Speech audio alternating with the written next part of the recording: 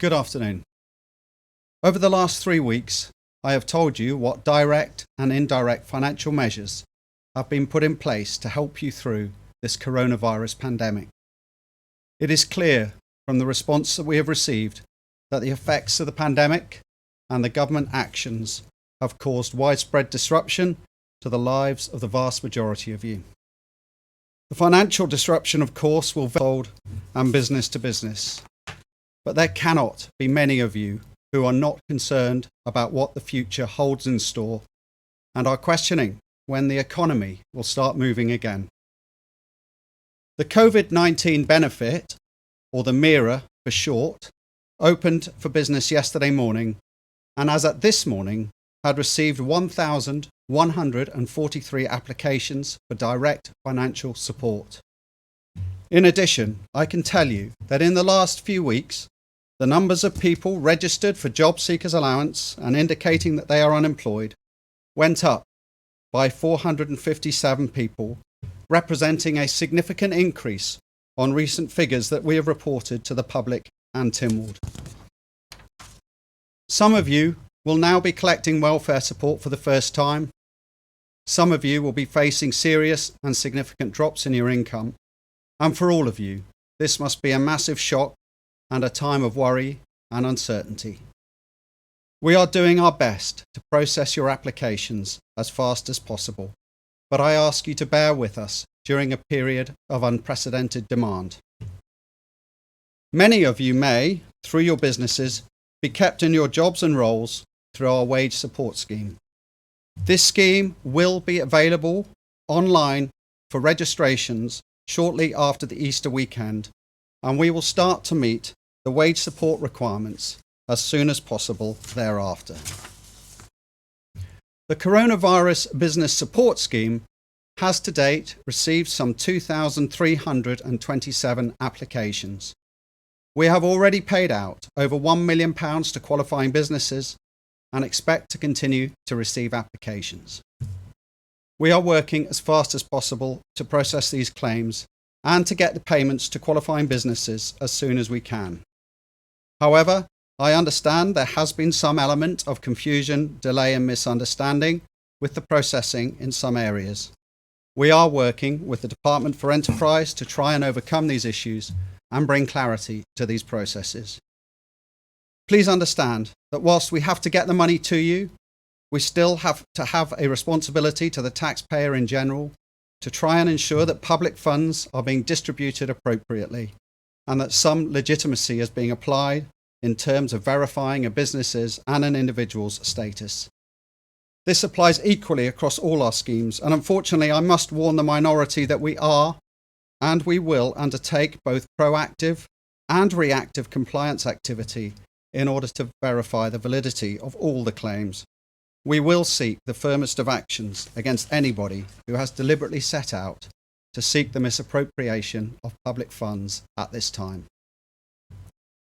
Many of you have written to me to tell me how badly your business finances have been affected and how worried you are. I know that the amounts on offer will only provide the bare minimum of support, and therefore it is vital that you use the full range of your skills and initiative to find a way for your businesses to survive the next few weeks and maybe beyond. I have made it clear to you that you will find a listening ear across government in both tax and national insurance and customs and excise. If you need to defer your statutory payments to aid cash flow, then please call us. It is only by utilising the full range of options open to you, and by that I include your banks, your employees and the government schemes, are you likely to find the optimum way through these difficult weeks. I can also report a growing postbag that seeks more widespread support into sectors that we may have initially excluded from the schemes. I want you to know that our sector-by-sector approach has been undertaken with the protection of public funds in mind. We can and we will continue to consider whether the schemes need to be broadened. But I also want to reiterate that guidance will shortly be available to allow any business to write to the Chief Financial Officer explaining why assistance is required and how that assistance will sustain jobs. There will be a specific procedure to do so, which will be available shortly after Easter. I know this approach may be frustrating to some, but a full and complete utilisation of our financial resources at this point will leave us with a more difficult position when it comes to managing our exit and recovery from this significant shock to our economic system. The overall costs of the financial support packages are substantial, and so is the loss of revenue and income that we are potentially facing. So we must recognise that whilst this is difficult, whilst some may feel frustrated, we must nevertheless be responsible with our public finances. We must be mindful of the future. If we expend too much now, then we will be in a more difficult position when it comes to managing our exit and our recovery from this pandemic. It is vital that we have the financial ability to get back up and running. Some of you will recover much more quickly than others. Some of you may struggle, and some indeed may fail. But we must remain optimistic that many of our core businesses and industries will remain in good shape. We need to be ready to focus on and invest in our core sectors, to seek new opportunities, and possibly to reshape our economy. And we need the financial assets to be able to do that. I have mentioned exit and recovery, and these are becoming increasingly important words. Our focus is, of course, the protection of life. But I want you to know that we are working closely with the medical advisors as to how, when the time is right, we might effect a controlled return to work and what measures should be in place to manage the health risks should those still be present. I also want you to know that we have a first-class team of medical officers advising us. But the truth is right now that it is still too early to say how and when we can bring into effect a safe return to work. But I do know this, that every second, every minute, every hour, and every day that we stay at home, the closer we get to a semblance of normality. Going out risks your health, your job, and our economic future. I cannot overemphasize that the success of the measures that we have in place protect the health of the nation, but they are also equally as important for our economic recovery. The sooner we can control this virus, the sooner we can return to work and return to some normality. All of you have a part to play in this. This is, and it must be, a national effort. The coming days are vital, and we need to dig deep now into our innermost resolve. The challenge is to eradicate coronavirus on the Isle of Man. We can and we should believe that this is possible. Thank you, and I'm happy to take questions, and I believe the first question is Tim Glover from Manx Radio. First am I, Mr. Cannon. We initially set aside, I think it was 100 million from reserves. Is that enough from what you're seeing of the initial stages of people applying for these grants? Well, I'm confident that we set out initially a robust framework of support for the economy and for individuals. But this is constantly under review, and you'll be aware that we have tweaked that over recent days as issues have come to the fore. And we're currently working very, very closely with the Department for Enterprise to understand how this support is being affected in terms of where the applications are coming from and where we are seeing increasing pressure. So overall, we had planned initially that the support schemes could be in place for up to 6 months. But as I explained in my very first major briefing, that it's not only just the schemes and the expenditure around those schemes, it's also the income or the lack of income that we're seeing. And actually it is the lack of income that is actually more of a concern rather than the specific amount that we're expending. But of course, combined, they represent a major challenge for us. So the answer to your question is we continue to review and look closely at how we're delivering our financial support. But I want to re-emphasize, again, as I have done previously, that the critical factor in all this is that we must respect the health measures in place, and that those health measures are directly interlined with us getting back to a position where we're well equipped to try and help support people back into work and also help the economy deal with the aftershocks, if you like, of this pandemic. Obviously, we're dealing with, as has been emphasised from day one, two crises here. Is there any tension between the health and economic needs of the island? Well, I can tell you that absolutely the Council of Ministers is completely united in the direction that we're taking, that we absolutely believe that the measures that are in place will protect the health of the nation, and we have put protection of life at the very top of our agenda.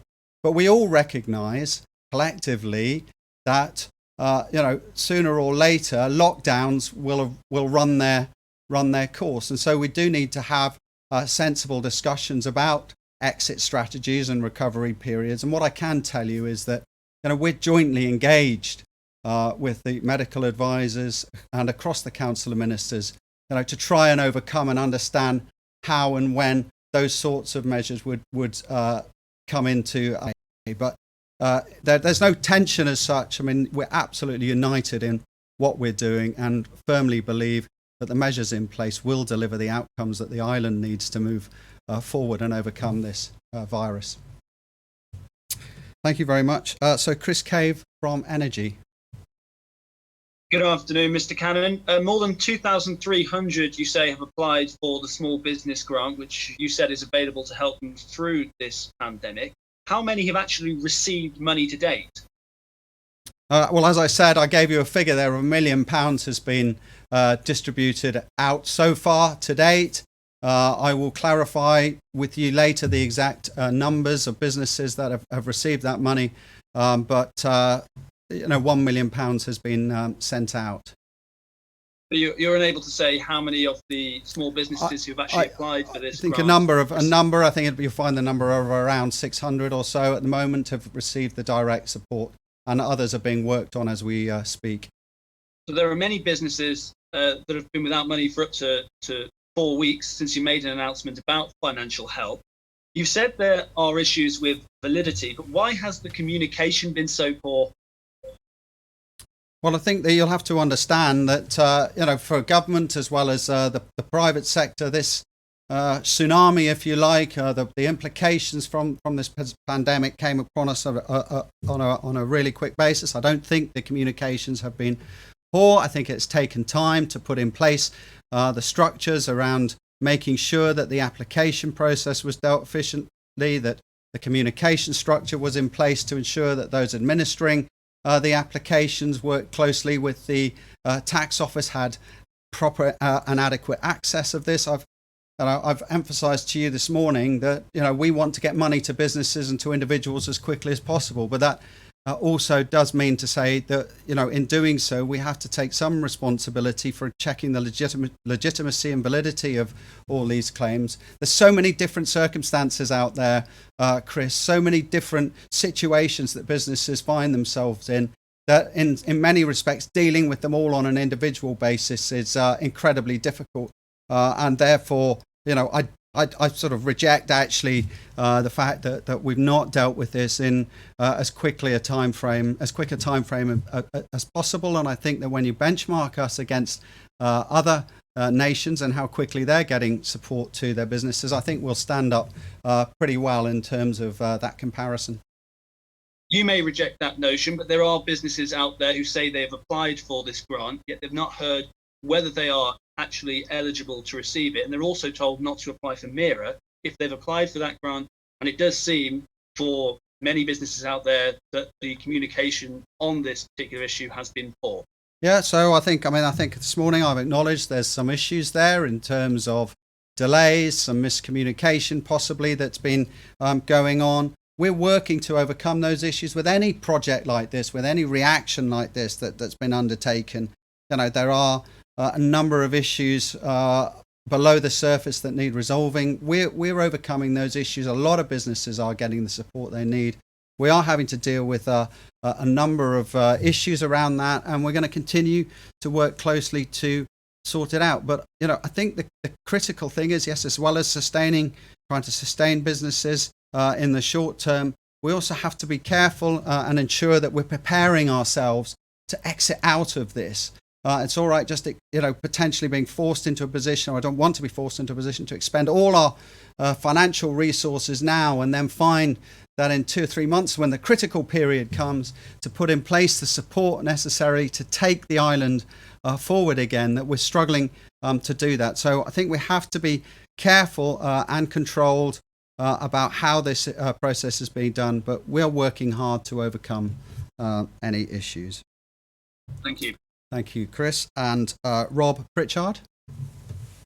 Good afternoon, Minister. I just firstly want to revisit a question I did ask you a few weeks ago. It probably seems more appropriate now, given that many of these schemes are underway, and coincidentally, it echoes a little bit what Chris was asking about there. In terms of the MIRA, obviously being more recently launched, but also in a general sense, if you could put a figure on it, what is the average waiting time from someone applying to actually receiving the support? So, as I said, MIRA officially launched yesterday morning. The online system and application form is in place. We've had over 1,000 applications. Those applications are still coming in. We are now seeking to process those as quickly as we can, reasonably in the circumstances. Ask for some public understanding in terms of our ability to handle that level of applications. But I hope that within the next week, people will start to receive their money. Okay, thank you. And the second question on a slightly different note, there was talk around a week or so ago with the UK government about unused holiday allowances for workers. Now, there was talks about proposals for rolling them forward for up to 2 years to make sure workers weren't missing out on their unused holiday allowances. Is something similar being considered here or in place already? Well, that's not on the agenda at the moment. Lots of things are being considered for the future, but that's not an immediate policy decision that's been brought forward. So that's not currently under consideration. Okay, thank you. Thank you very much. So Paul Moulton, MTTV. Hello, Mr. Cannon. The jump in the unemployment, is that what you were expecting?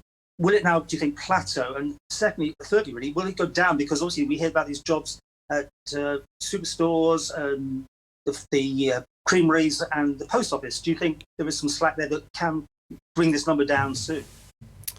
Well, I think to a degree we're expecting that number to increase in terms of the numbers coming forward to receive MIRA and who will be registering for the job seekers allowance and possibly for other benefits as well. There are jobs cropping up, but these very much seem to be short-term roles. I'd be delighted if people manage to secure themselves some sort of short-term temporary employment in one or two areas, particularly around driving and logistics in these vital supply chains. I think we're as prepared as we can be for a quite significant rise in unemployment over the short term. What we need to do is probably understand more where that level is likely to be. But even going further forward from that, as we get industries back working in the future, and as I said, I'm still unclear as to when that will be. We will then start to be able to understand where the core issues lie in the longer term and what we need to do to help shape the economy to make sure there's many job opportunities for people as possible. Okay, and can you clarify about the VAT? I mean, UK HMRC said that there will be no charge, interest or penalties on any amount. You set out the first 1 quarter, but you could be open to negotiations. Will you be clarifying that? I mean, can people sit back, or should they be looking to hit VAT after the first 3 months? Well, I think everybody's circumstances are different. I mean, I asked businesses to act responsibly. If businesses can pay their statutory payments, please make your statutory payments. It's definitely part of the national effort now to keep some money coming into government. But that offer is open across the board to any business who feels it would be in their advantage to defer a VAT payment at the moment, and there will be no penalties or interest applied for anybody who does so. Thank you very much. Alex Spell, BBC. Hello, Minister. You said that businesses in the future will be able to write to the Chief Financial Officer to explain their circumstances. This is going to be no small administrative task. What do you expect the cost implications to be in terms of staffing and resources in the CFO's office? Well, already, I mean, we will be operating those guidelines in conjunction with Department for Enterprise. If we need more staff in, Alex, we will bring staff in. Frankly, those sorts of costs probably pale into insignificance against what we're actually trying to achieve at the moment. There will be minimal in the great scheme of things. It's important that we do our very best to try and facilitate another route for those businesses who may feel a bit excluded at the moment or frustrated, in order for them to try and access government schemes, so on the basis that they can justify appropriately that they will benefit, that it will leave them in a position for the future. And it's an incredibly difficult situation for us at the moment. But as I said, it is a question of making sure that we do as much as we can to protect public funds. And of course, our core sectors, particularly now at the moment, we're looking at financial services, the digital economy, the manufacturing industry. We don't know or understand at the moment what support they might need to help themselves recover, if you like, what we might need to do as an island to gain an advantage as a jurisdiction, both to stay and remain and perhaps increase economic activity. So we've got to have the resources to be able to support those industries more broadly in the future. Some of them are robust enough to get through the short term, but may need support in the longer term. And that's what we're trying to do by bringing some measure of control to access to public funds at this time. Thank you. And just to touch on the government wage support scheme, which I know a number of businesses are keen to take advantage of. We're hearing from some businesses they're unhappy to have learned that they will still have to pay contributions of NI and income tax on these. Now, given that these payments are coming from Treasury, why are they being deducted from? Well, again, of course, each individual circumstances will potentially be different. If somebody's just receiving £280, for example, and that's all they're being given, then obviously they'll be paying a minimal amount of any statutory payment.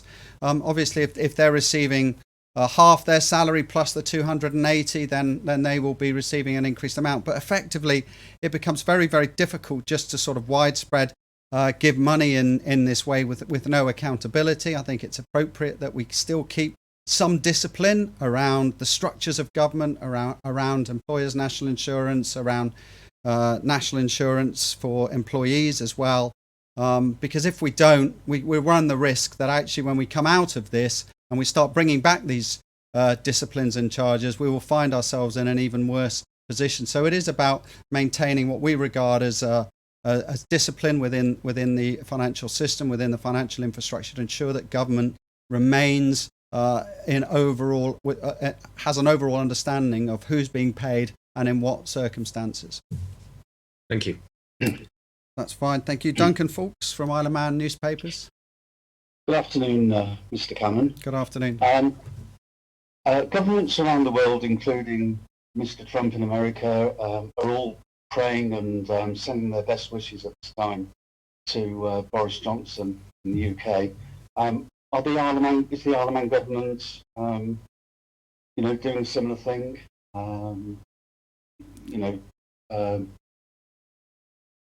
Well, I'm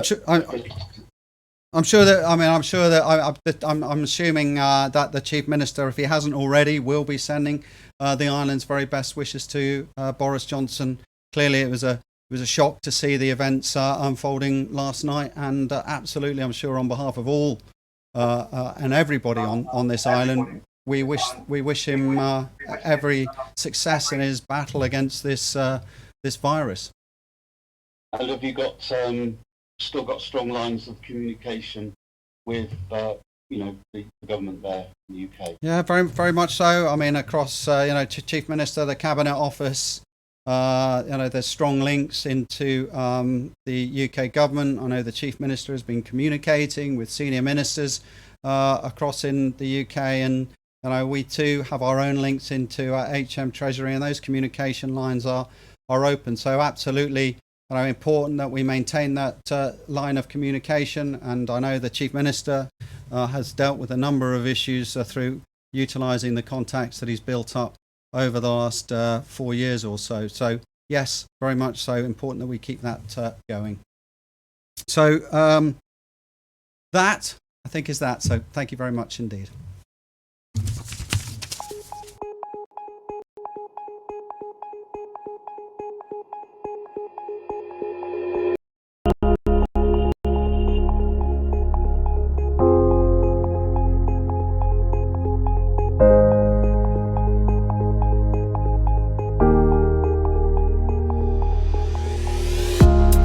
From the first deliveries into Douglas to stocking shelves with essentials. We're providing transport for key workers. We're keeping you informed and delivering services that people rely upon every day. We are keeping the Isle of Man's essential services running. Please help us to help you. Shop responsibly, consider others, and stay at home if possible. For you, for our island, for our community, let's do this together. For you, for our island, for our community, let's do this together. For you, for our island and for our community, let's do this together. Let's do this together. Let's do this together. Let's do this together. Let's do this together. For you, for our island, for our community, let's do this together.